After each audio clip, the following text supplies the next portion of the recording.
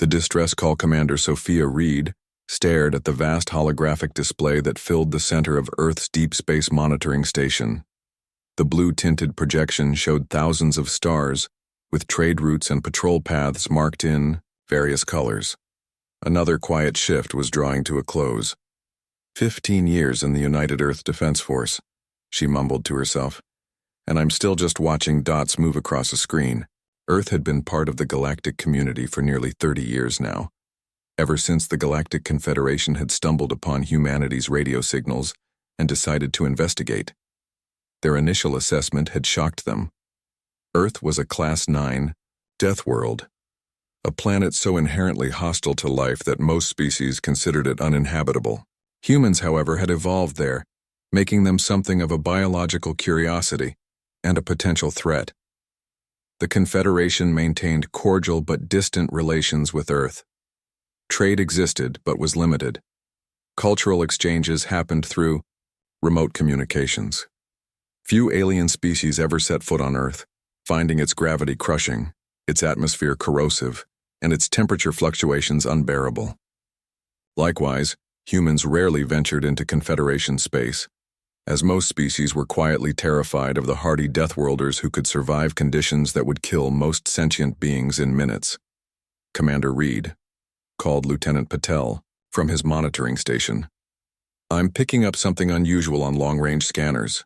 Reed's attention snapped into focus. "Define unusual, Lieutenant." "It's a distress signal, using an old Confederation emergency frequency. Origin point is the Arcturus sector." Reed frowned. The Arcturus sector was home to the Luminari, one of the few alien species that maintained regular diplomatic contact with Earth. The Luminari were a peaceful race of scientists and philosophers who had overcome their initial fear of humans enough to establish an embassy on Luna. "Put it on the main screen," Reed ordered, standing straighter. The holographic star map disappeared, replaced by the image of a Luminari. The alien had iridescent skin that seemed to shimmer between pale blue and lavender. Its 4 eyes, arranged in a diamond pattern, blinked nervously at different intervals. Reed recognized the species immediately. "This is Science Counselor Ilaria of the Luminari exploration vessel Eternal Curiosity," the alien spoke, its translator converting its natural harmonics into English. "We are transmitting on all emergency frequencies. Our vessel has been intercepted and boarded by Void Raiders. They have taken control of our ship and are holding our crew captive." Reed felt her blood run cold. The Void Raiders were infamous pirates, a coalition of outcast species who preyed on peaceful vessels throughout the galaxy. They typically avoided human ships, recognizing that Deathworlders made for dangerous enemies. "We are a science vessel with minimal defensive capabilities," Ilaria continued, her voice trembling slightly. "The Raiders plan to sell our crew to bioengineering facilities in the Outer Rim. We estimate they will reach their destination in 7 Earth days." The Luminary paused, then added with obvious reluctance, "We are specifically transmitting to Earth because our sensors detected your patrol vessel Vigilance is the closest ship to our position. We realize humans have a concerning reputation for violence, but we beg for your assistance. If possible, we request intervention with minimal loss of life, in accordance with Luminari principles." The transmission ended, replaced by navigational coordinates and technical specifications of the Luminari vessel. Reed immediately hit the emergency alert. Within minutes, the monitoring station filled with senior officers, including Admiral Helena Zhao, Earth's highest-ranking military commander. "Report," Zhao said crisply as she entered. Reed played the message again. The room fell silent when it finished. "The Luminari have been one of our few allies in the Confederation," Zhao noted, studying the data. "And the Void Raiders have attacked our outer colonies 3 times in the past year. Standard protocol would suggest sending a diplomatic vessel with military escort," offered Colonel Jackson, head of strategic operations. "We could negotiate for the hostages' release." "Negotiate with Raiders?" Lieutenant Commander Ortiz scoffed. "They'd see that as weakness. They only understand force." Zhao studied the star map showing the coordinates. "The Vigilance is 5 days out at maximum speed. Too slow." The room erupted in suggestions and arguments. Reed watched as Admiral Zhao's expression grew increasingly thoughtful. "Silence," she finally said, and the room immediately quieted. "There is one ship that could reach them in under 3 days." A heavy silence fell as everyone realized which ship she meant. "You can't be serious," Colonel Jackson said. "The Nemesis is a prototype warship. It's never been deployed on a rescue mission." "The Nemesis was designed for high-risk operations," Zhao replied calmly, "and its crew is composed entirely of specialists from Earth's most extreme environments. Captain Chen has been running simulations for months. Her team is ready." "But the Luminary specifically requested minimal loss of life," Jackson objected. "Sending the Nemesis is like using a sledgehammer to swat a fly." Zhao turned to face the room. "The Nemesis isn't powerful just because of its weapon systems. It's powerful because of who crews it. 20 individuals who represent the absolute peak of human adaptability and survival skills. People who can endure conditions that would kill even most humans." She walked to the command console and entered her authorization code. "The raiders think they understand danger because they carry weapons and prey on weaker species," Zhao continued, her voice steady. "They've never faced true Deathworlders. Sometimes the best way to avoid violence is to show what you're capable of, so you don't have to demonstrate it." She pressed the final confirmation button. "Send the Nemesis." Across the solar system, in Earth's orbital military dock, alert signals blared throughout a sleek, dark ship. Unlike the bulky vessels that made up most of Earth's fleet, the Nemesis was built for speed and stealth. Its black hull absorbed light rather than reflecting it, making it nearly invisible against the backdrop of space. On the bridge, Captain Alara Chen received the mission brief. She read it twice, her weathered face showing no emotion. At 38, Chen had spent more than half her life in Earth's special forces, operating in environments that would kill most humans within hours. "Captain to all crew," she announced, over the ship's communication system. "Mission alert. Prepare for immediate deployment. Briefing in 10 minutes." Around the ship, 19 men and women dropped what they were doing and moved with practiced efficiency. They didn't ask questions or waste time. Each had been personally selected by Chen because they represented humanity's extraordinary adaptability. In the engine room, Chief Engineer Dmitry Volkov checked the antimatter containment systems.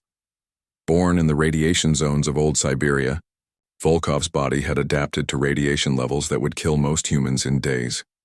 In the medical bay, Dr. Maya Okafor prepared emergency supplies. Before joining the military, she had worked in disease outbreak zones where most medical personnel refused to go without heavy protection suits.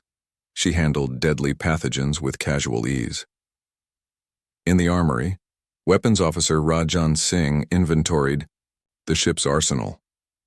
Raised in the most hostile regions of the Indian subcontinent, he could identify and handle hundreds of venomous creatures with his bare hands. 10 minutes later, they gathered on the bridge. Captain Chen stood before them, her 5'9" frame solid as steel, dark eyes intense under close-cropped black hair. "We've received a distress call from a Luminary research vessel," she explained, displaying the alien coordinates on the main screen. "They've been captured by Void Raiders and have requested our help." "Raiders," spat Navigation Officer Carmen Diaz, who had spent her early years diving in Earth's deepest and most dangerous ocean trenches. "Cowards who only attack when they outnumber their targets 5-1. Chen nodded. "The Luminary ship carries scientists and diplomats. No weapons, no defense systems. They've specifically requested non-violent intervention if possible." A few crew members exchanged glances. "That's not really our specialty, Captain," Singh said, voicing what everyone was thinking. "No," Chen agreed, a slight smile appearing on her face. "But Admiral Zhao chose us for a reason. The Luminary don't need us to fight the raiders. They need us to scare them into surrender." She enlarged the image of the pirate vessel on the screen. "And there's nothing more frightening in this galaxy than humans who decide to show exactly why we come from a death world." The Nemesis's engines roared to life, pushing the ship away from Earth at speeds that would crush the bones of softer species. The mission had begun. As the Nemesis accelerated toward interstellar space, Captain Chen retreated to her private quarters to study the mission details one final time. The Luminari vessel carried 43 scientists and diplomats. The Raider ship likely held at least twice that many pirates.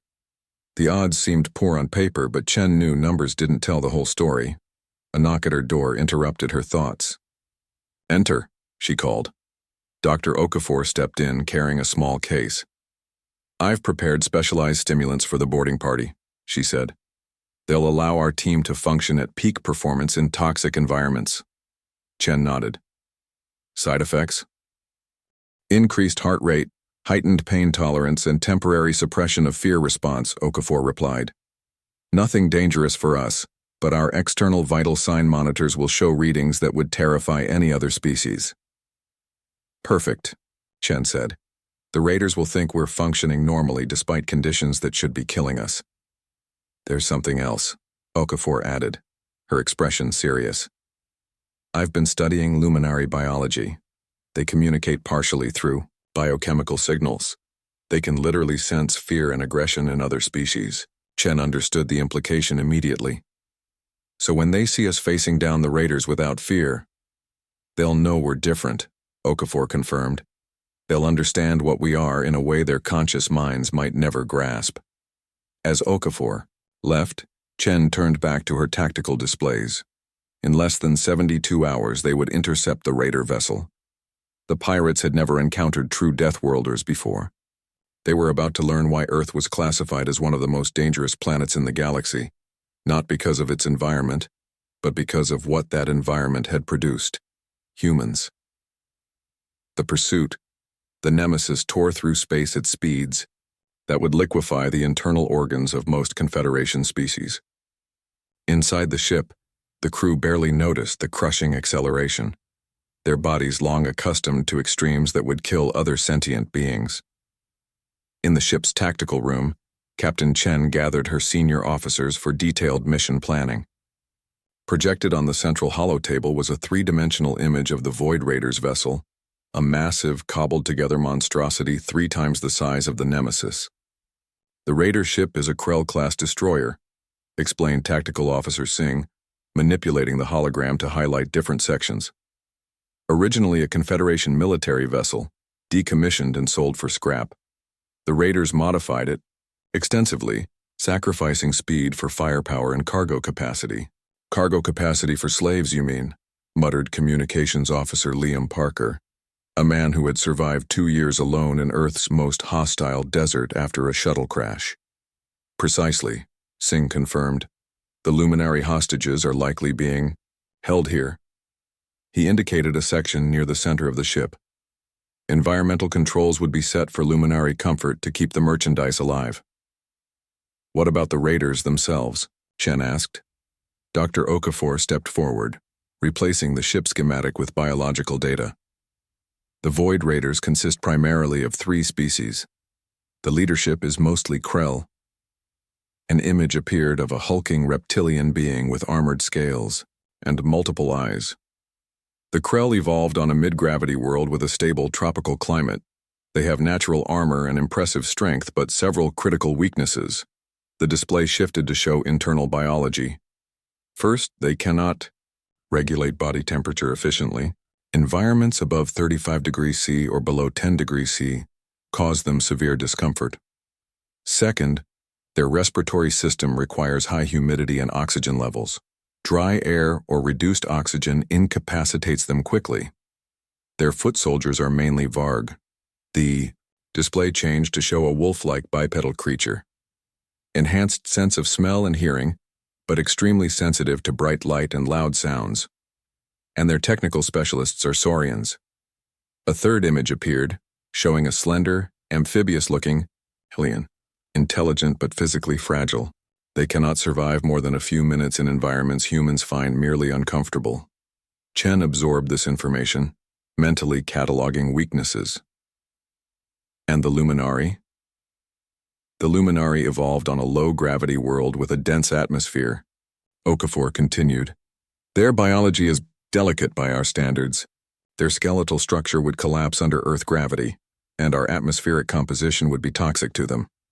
They're highly intelligent and emotionally sophisticated, but physically vulnerable. Chief Engineer Volkov, who had been quietly studying the Raider ship schematics, looked up. Captain, I believe we can use their environmental systems against them. If we can access their life support controls, we could create conditions that would incapacitate the Raiders without harming the Luminari. Elaborate, Chen ordered. The Luminari require high oxygen levels just like the Raiders, but they're more tolerant of temperature fluctuations. If we raise the ambient temperature in the Raider sections to 40 degrees Celsius and reduce humidity to near desert levels, the Krell would be severely weakened. And the Varg? Asked Security Chief Anna Kovac, a woman who had once survived 3 weeks in a collapsed Antarctic research station. Sensitive to sound, Volkov replied with a slight smile. We could introduce high-frequency emissions through their internal communication systems, disorienting to them, barely noticeable to humans or Luminari. Chen nodded appreciatively. This was why the Nemesis crew had been selected, not just for their physical capabilities but for their ability to leverage environmental factors that other species considered lethal. Good. We'll incorporate these tactics into our approach. Now let's discuss the boarding strategy. For the next several hours, the team refined their plan. Unlike standard military operations that relied on overwhelming firepower, their approach would leverage the Raiders' own environment against them while demonstrating, viscerally, why humans were classified as Deathworlders. As the meeting concluded, Navigation Officer Diaz approached Chen privately. Captain, long-range sensors have detected unusual activity near our intercept coordinates. There appears to be another vessel shadowing the Raider ship. Chen frowned. Confederation? Unknown, Diaz replied. It's using advanced cloaking technology. I only detected it because I was running thermal scans of the area. It's maintaining distance but definitely observing the Raiders. Another rescue attempt? Possibly, but why not coordinate with us if that's the case? Chen considered this new complication. Maintain our course and speed, but keep tracking that ship. I want to know if it makes any moves. As Diaz returned to her station, Chen turned her attention back to the tactical display. The mission had just become more complex. Not only did they need to rescue the hostages and neutralize the Raiders, but now they had an unknown observer to consider. Whoever they are, Chen murmured, they're about to get an education in human capabilities. 70 hours into their journey, the Nemesis entered the Arcturus sector. This region of space was notorious for its radiation storms and gravitational anomalies, natural defenses that the Void Raiders used to discourage pursuit. On the bridge, the crew monitored systems as the ship navigated through a particularly dense radiation belt.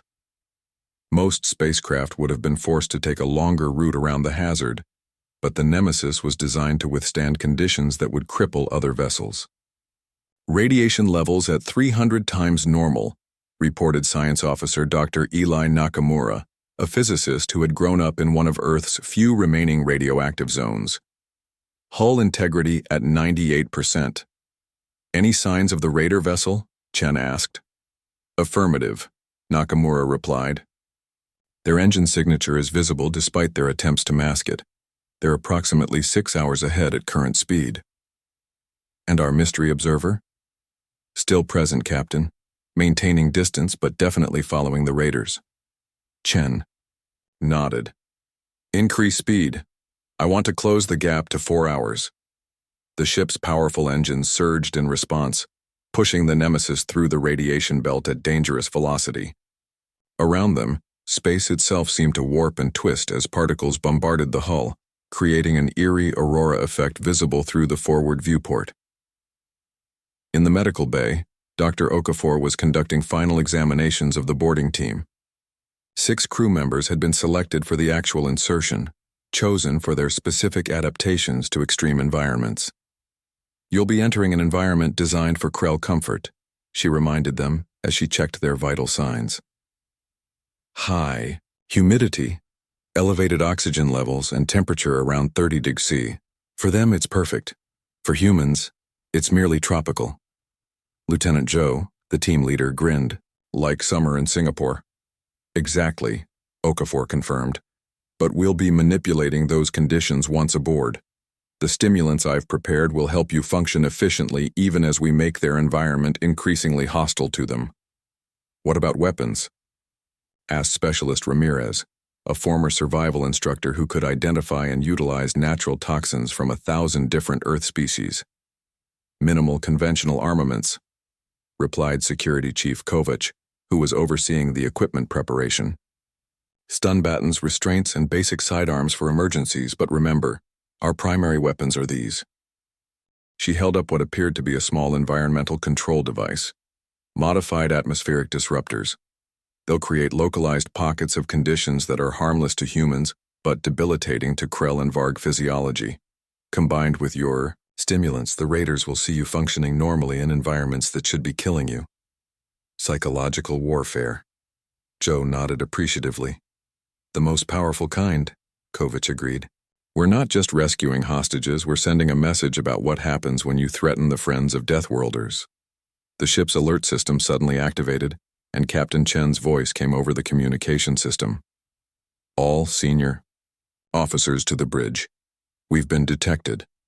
On the bridge, the tactical display showed 3 smaller vessels breaking away from the main Raider ship and accelerating toward the Nemesis. Scout ships, Singh informed Chen as the officers assembled. Heavily armed but minimal crew. They're likely hoping to delay us while the main vessel escapes with the hostages. Standard procedure would be to engage and neutralize them before pursuing the primary target, noted Kovac. Chen studied the approaching vessels. That's exactly what they expect us to do, and it would cost us valuable time. She turned to communications. Parker, open a channel to all 3 ships. Channel open, Captain.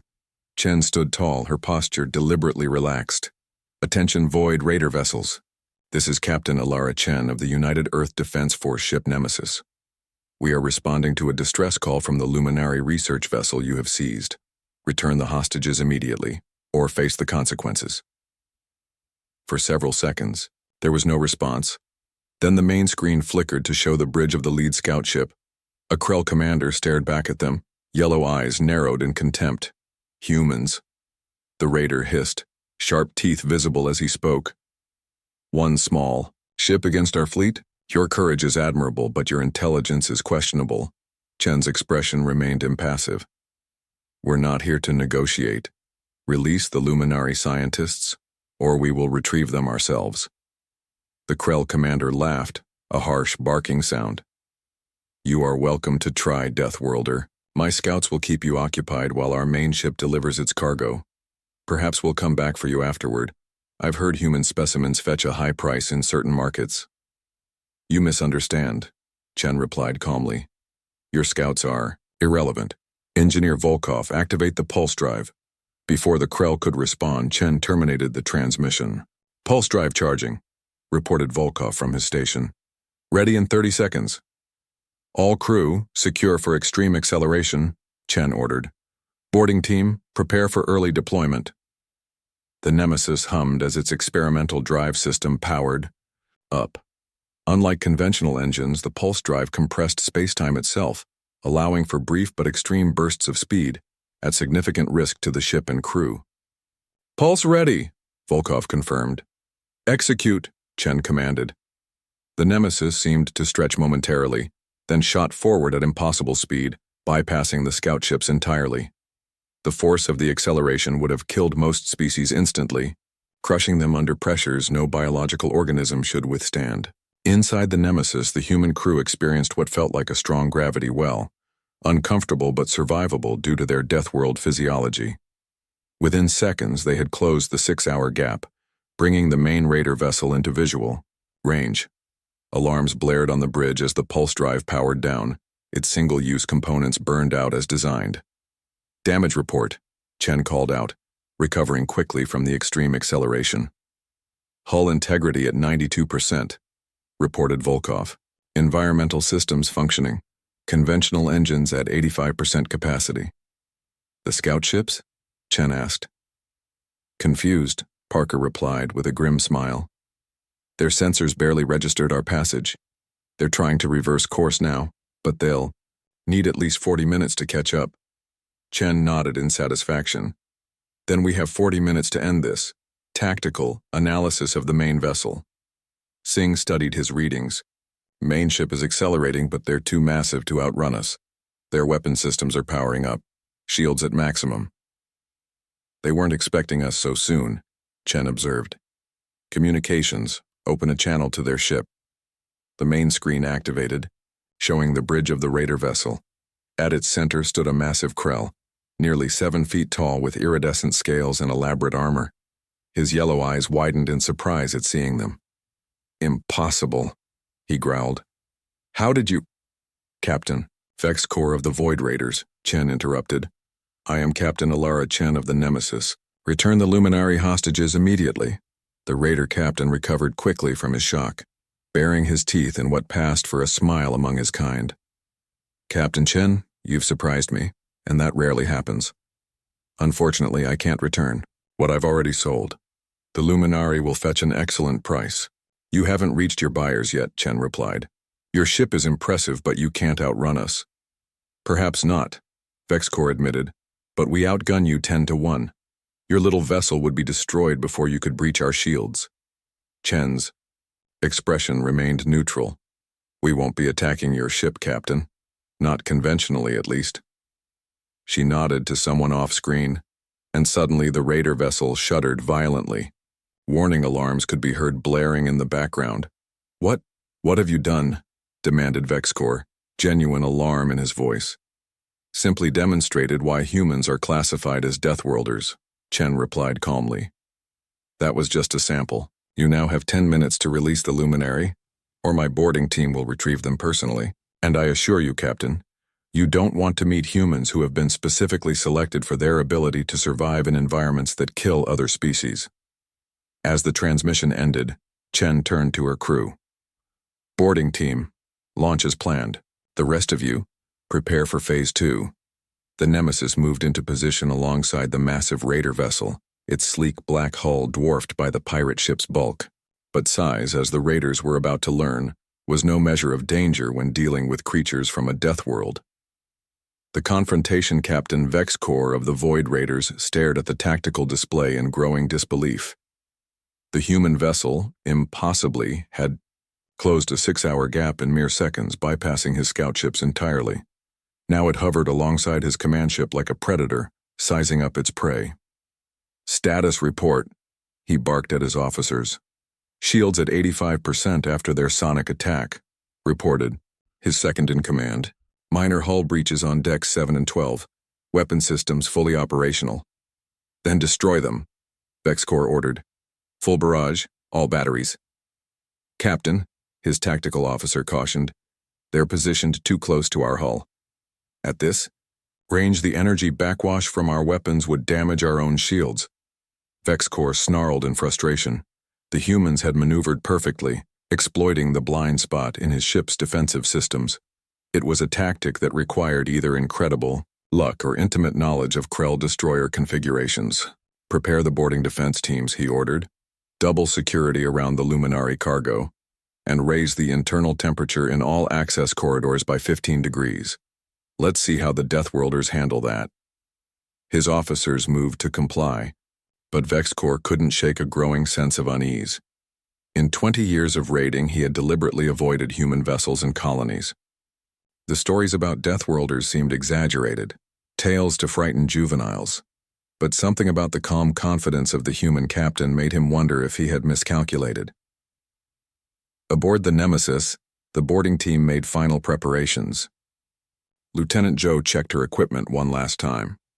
The atmospheric disruptor, basic restraints, emergency sidearm, and most importantly, the specialized stimulants Dr. Okafor had prepared. Remember, Captain Chen addressed them over the comm system, your objective is the safe retrieval of the Luminary hostages. The raiders will attempt to stop you using conventional means, weapons, barriers, possibly even toxic environments. They expect these methods to work because they would against any normal species. But we're not normal, Joe replied with a grim smile. Exactly, Chen confirmed. You're humans from Earth, the most dangerous death world known to the Confederation. Show them why. The 6 members of the boarding team positioned themselves in the Nemesis's launch bay. Instead of the heavy environmental suits most species would require, they wore only light tactical gear with the vital sign monitors prominently displayed. Their skin was largely exposed, a psychological tactic designed to unnerve the raiders. Boarding sequence initiated, announced the ship's AI. Prepare for insertion in 3, 2, 1. A section of the Nemesis's hull opened silently, revealing a matching area on the raider vessel. Engineer Volkov had identified a maintenance access point, a vulnerability in the raider ship's design. The boarding team's specialized equipment created a temporary molecular bridge between the two vessels, allowing them to cross the vacuum of space without a traditional airlock. As they stepped onto the raider ship, their vital sign monitors immediately registered the changed environment. The raiders had raised the temperature to nearly 50 degrees and reduced oxygen levels to what should have been debilitating for most species. Jo felt the heat like a physical wave but smiled. She had grown up in Earth's equatorial regions after climate change had rendered them nearly uninhabitable to all but the most adapted humans. This felt like a mild summer day to her. Environmental conditions noted, she reported back to the Nemesis, proceeding as planned. The team moved swiftly through the maintenance corridor, following the route mapped by their tactical systems. Almost immediately they encountered their first obstacle, a sealed bulkhead blocking access to the main decks. Standard security protocol, noted Specialist Ramirez, examining the door, magnetically sealed and likely alarmed. Time constraint? Jo asked. Bypass would take 15 minutes. Jo considered their options. Alternative? Specialist Jackson, a woman who had survived a mining collapse on Mars, stepped forward. Direct approach. She placed her hands on the metal door, feeling for structural weaknesses. Earth gravity makes us 3 times stronger than they expect. Combined with the stimulants, she nodded to Jo, who positioned herself alongside Jackson. Together they braced and pushed against the door with all their strength. The metal groaned, then buckled under pressure no Krell had ever designed their ship to withstand. The bulkhead tore free from its frame, alarms blaring as the security systems registered the breach. Beyond the door, 3 Krell guards stood in shock, their weapons not yet raised. They had clearly expected the sealed door to delay intruders, long enough for a proper defensive position to be established. How did you? One began but never finished his sentence. Jo activated her atmospheric disruptor, creating a localized pocket of extremely dry, cold air around the guards. The effect on the Krell was immediate. Their scaled skin began to crack and flake as the moisture was pulled from their bodies, their respiratory systems struggling in the suddenly hostile environment. The guards dropped their weapons, gasping for breath. Within seconds they collapsed, incapacitated but alive. Secure them, Jo ordered, and the team quickly bound the unconscious raiders. First contact successful, she reported to the Nemesis, proceeding to primary objective. As they moved deeper into the ship, word of their presence spread rapidly through the raider communication systems. The team encountered increasingly prepared resistance, but each engagement followed a similar pattern. The raiders would set environmental traps designed to incapacitate normal boarding parties, only to watch in horror as the humans walked through conditions that should have been lethal. In a main corridor, the raiders vented toxic gas, a neural agent that caused paralysis in most species. The boarding team simply held their breath for the 3 minutes it took to cross the affected area. Their enhanced lung capacity, another gift from Earth's higher oxygen requirements, allowing them to function where others would suffocate. In Sci-Fi, the central hub, a squad of Varg warriors waited with sonic weapons calibrated to rupture the eardrums of most species. The humans activated their own sonic countermeasures, frequencies that were harmless to them but agonizing to the Varg's sensitive hearing. The warriors fell, clutching their heads in pain, never firing a single shot. Throughout the ship, the raiders watched in growing terror as their monitoring systems tracked the humans' vital signs. According to every biological standard they understood, the Deathworlders should have been in excruciating pain, their bodies failing under the extreme conditions. Instead, They moved with calm efficiency, their hearts beating steadily, their core temperatures stable despite environments that would kill any Confederation species in minutes. On the bridge, Captain Vexicor received increasingly frantic reports from his security teams. "They're not using weapons," his security chief reported, voice shaking. "They're using our own environment against us. They walked through neurotoxin like it was air, Captain." "Impossible," Vexicor snarled, but the fear in his officer's voice was unmistakable. The cargo hold security team just went silent. Another officer reported, "The humans are approaching the Luminary containment area." Vexicor stared at the ship schematic, watching as section after section reported human presence. They were moving methodically, inexorably toward the hostages, and nothing he had thrown at them had even slowed them down. "Send all remaining units to the cargo hold," he ordered, "and prepare an escape pod for command staff." His second-in-command stared at him in shock. "Captain, you can't mean to—" "They're not stopping," Vexicor cut him off. "Whatever these humans are, they're not like any species we've encountered before." In the cargo hold, the boarding team found themselves facing the heaviest resistance yet. 20 raiders, a mix of Krell and Varg, had established defensive positions around a large containment chamber. Inside, visible through transparent panels, were the Luminary hostages, their delicate forms huddled together in fear. "Final obstacle," Joe observed, assessing the situation from a concealed position. "Frontal assault would risk hostage safety." "Alternative approaches?" she asked her team. Specialist Ramirez studied the environmental controls. "The cargo hold has independent life support, optimized for Luminary physiology. Can you isolate it from the defensive area?" Ramirez nodded. "I can reconfigure the system to create a pressure differential. If we supercharge the Luminary section with oxygen and reduce pressure in the defensive zone, the raiders would experience rapid oxygen deprivation." Joe finished the thought. "Execute." While Ramirez worked on the environmental controls, Joe distributed specialized breathing filters to the team. Unlike the bulky apparatus most species would require, these were simple nasal inserts, barely visible, another psychological element to their approach. "Ready," Ramirez signaled. "Initiating on your mark. Execute," Joe ordered. The effect was immediate and dramatic. Alarms blared as the atmospheric pressure in the defensive zone plummeted, while oxygen was simultaneously siphoned into the Luminary containment area. The raiders, caught completely unprepared, gasped and clutched at their throats as their bodies struggled to process the suddenly thin air. Within 30 seconds, most had collapsed. The few who remained conscious were disoriented and weak, barely able to hold their weapons. Joe activated her comm. "Captain Chen, defensive forces neutralized. Moving to secure the hostages." "Acknowledged," Chen's calm voice replied. "Be advised, our sensors detect movement from the bridge. The command staff appears to be evacuating." "Understood. Proceeding."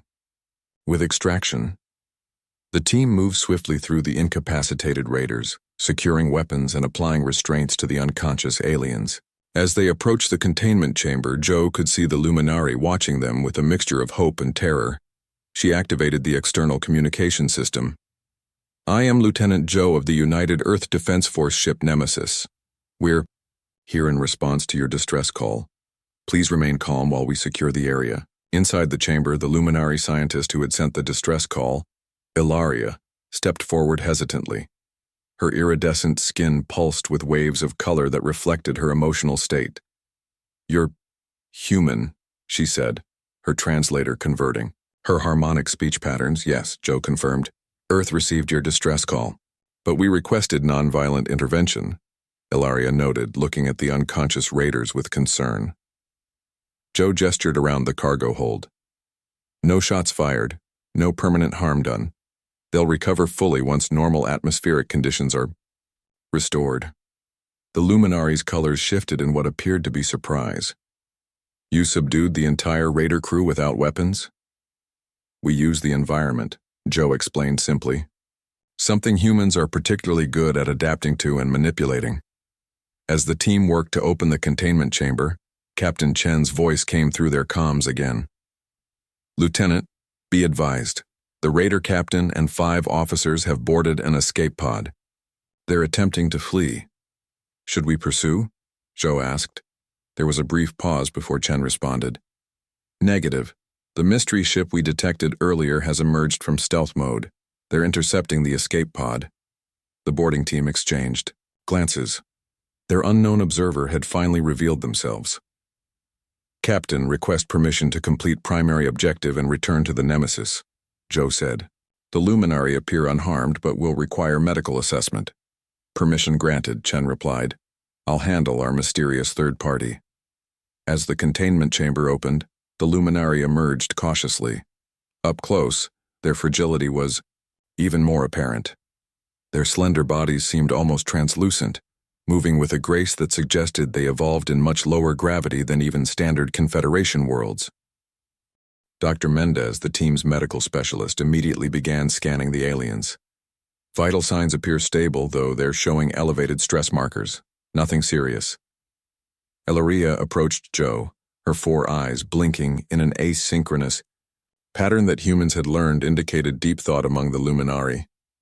You are not what we expected, she said finally. Zhou raised an eyebrow. What did you expect? The Confederation teaches that humans are violent, unpredictable, dangerous. We can be, Zhou acknowledged, but we're also adaptable. We use the appropriate level of force for each situation. She gestured toward the recovering raiders. Today that meant no force at all, just the threat of what we could do if necessary. Ilaria's skin rippled with new colors. You could have killed them easily. We could have, Zhou agreed, but you asked for nonviolent intervention. The Luminari scientist studied Zhou for a long moment. I believe the Confederation has misunderstood humans. It's a common mistake, Zhou replied with a slight smile. Now let's get you and your people to safety. On the Nemesis bridge, Captain Chen watched as the unknown vessel intercepted the raider escape pod. The mysterious ship had finally deactivated its cloaking technology, revealing a sleek crystalline structure unlike any vessel in the Confederation registry. Analysis? Chen asked her science officer. Dr. Nakamura studied the readings with obvious fascination. Technology significantly beyond Confederation standard. Energy signatures suggest artificial gravity at least 3 generations more advanced than ours. No visible weapon systems, but their shields are like nothing I've ever seen. They're hailing us, Communications Officer Parker reported. On screen, Chen ordered. The main display activated, showing an interior unlike any spacecraft Chen had encountered. Instead of a conventional bridge, the alien command center appeared to be a crystalline chamber filled with a luminous mist. Within this mist floated a being that defied easy description, a shifting collection of geometric patterns that occasionally coalesced into a vaguely humanoid shape. Greetings, Captain Chen of Earth, the entity said, its voice resonating with harmonics that made it sound like several beings speaking in perfect unison. I am Observer Thalim of the Accord. Chen maintained her professional demeanor despite her surprise. The Accord? I'm not familiar with your species or organization. Few are, the entity replied. We observe the development of younger civilizations throughout this galactic sector. We have been monitoring the Void Raiders for some time, as their predation on developing species has become problematic. You were watching us, Chen stated rather than asked. Yes. We were curious how humans would respond to the Luminari distress call. Your approach was unexpected. How so? The crystalline being shifted, patterns reorganizing.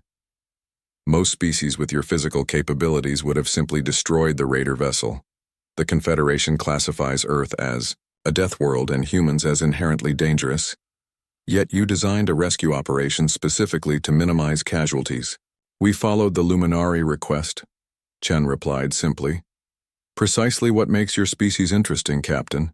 You have the capacity for tremendous violence, yet you choose restraint when appropriate. This combination is rare. Chen studied the alien carefully. And the Raider command staff?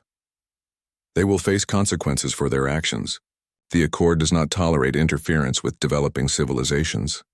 I would request they be turned over to Confederation authorities, Chen said.